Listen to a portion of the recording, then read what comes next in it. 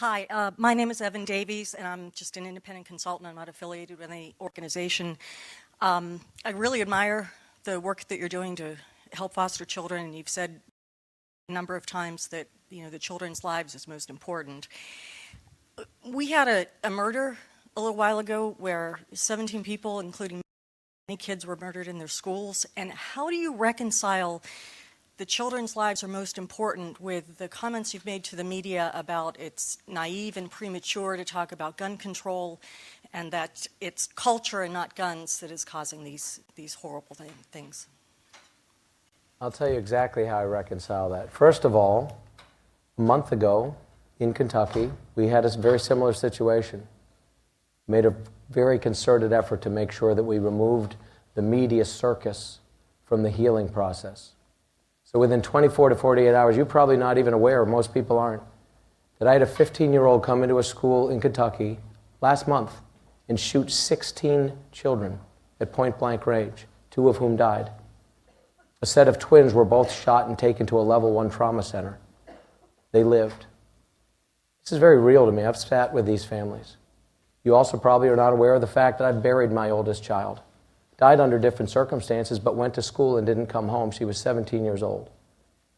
I know exactly, not exactly, it's not possible to know exactly what another person's going through, but I know exactly what it feels like to bury your oldest child. I know what the impact is on a family. I don't come at this with a sense of sympathy, but empathy. The point that I've made that's been largely misconstrued, I'll reaffirm with you and tell you exactly where it comes from. This idea, just as solving this issue is able to be solved with a single law or rule or change, is naive and delusional. And so we shouldn't allow ourselves to entertain naive and delusional thoughts. It is part of a broader construct, just as this issue is. And the point that I made, that I'll reiterate, is that if we think that a part of what we are seeing is not a cultural problem, we're kidding ourselves. And the point that I've made is this. What has shifted in the last 10, 20, 30, 40, 50 years? It's not the percentage of guns that we find in homes. And you can give me a statistic that there's now more guns. Fair enough, I'll submit that that may be true. I'm not going to argue with you. But the reality is there's fewer homes that have guns in them than there were 50 years ago when children didn't walk into schools and shoot themselves and shoot each other. That's a fact. You can confirm that. But I'll tell you this. When I was a kid, kids brought guns to school. Kids brought guns on the school bus. Kids brought guns to school in their own vehicles. Kids didn't shoot each other with them. So some things have not changed. What has changed? We as a culture, as a society, and it's very germane to this topic as well, we don't value human life like we did. We remove increasingly respect for the dignity of other people. You look at how rampant pornography is, the degradation and disrespect for women and for human life in general. It is so systemic. People of our age have not been exposed like our children have been. There's not a child in America that hasn't been exposed to pornography, I guarantee you, if they're above the age of 12. That's a fact. It is so systemic, it's horrific. And it desensitizes us at every turn. And so we're desensitized to the value and dignity of human life.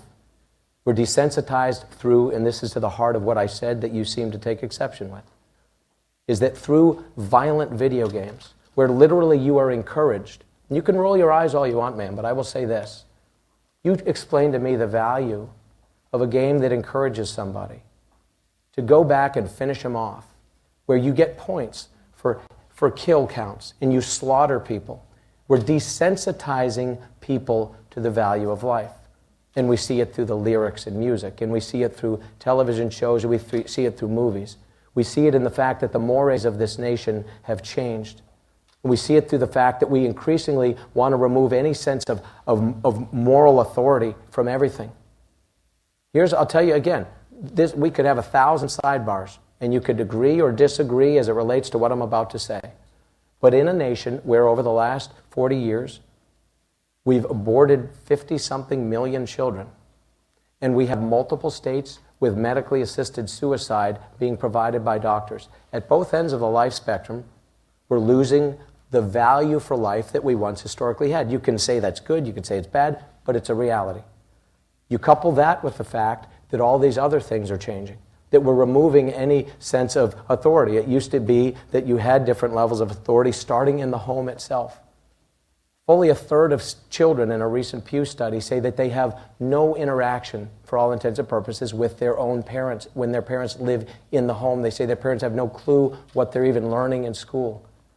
There was a study recently and an article that was derived from that and other studies. It was in The Atlantic. I encourage you to look it up, about the impact. And again, you can smirk and you can smile, but as somebody who's an independent consultant, I find it remarkable that you're so smug and you're so disregarding of my opinion, when in fact I'm just trying to have an honest dialogue with you, based on a fair question. But I will say this. Look at this article in The Atlantic. This article in The Atlantic talks about how young people are increasingly becoming suicidal and depressed because of the use of social media and the use of these personal devices and on-screen time. All these are part of a cultural issue.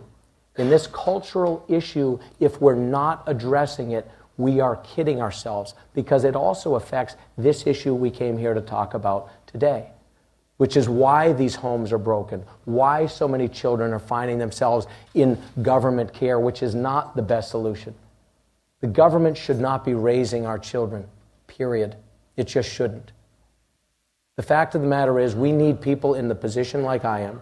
And I had this same conversation less than an hour ago with the President of the United States. And I said to him, he should, I should. This whole room was full of cabinet secretaries and governors of other states. Those of us that are in a position of influence and the ability to say something, shame on us if we don't step up and call people to a higher authority. And there will always be those, including many in the media, whoever the messenger is, they're going to find the imperfection in that messenger. So if the messenger says we should do X, Y, Z as it relates to this issue or adoption and foster care, people will say, well, who is this person? They're an imperfect person. Well, so is every one of us. There's not a perfect person in America, but that doesn't mean we don't strive for perfection. There's not a perfectly morally upright person in America. That doesn't mean we don't espouse and aspire to reach for moral higher authority and expect more and demand more of our children. Shame on us if we don't sound the alarm. You want to take any kind of morality and change the mores of a nation, remove any sense of higher responsibility, try to pin it on any one thing and assume the government and a piece of regulation and a rule is the solution, and then we're shocked when these things happen. We're kidding ourselves. Yes, sir.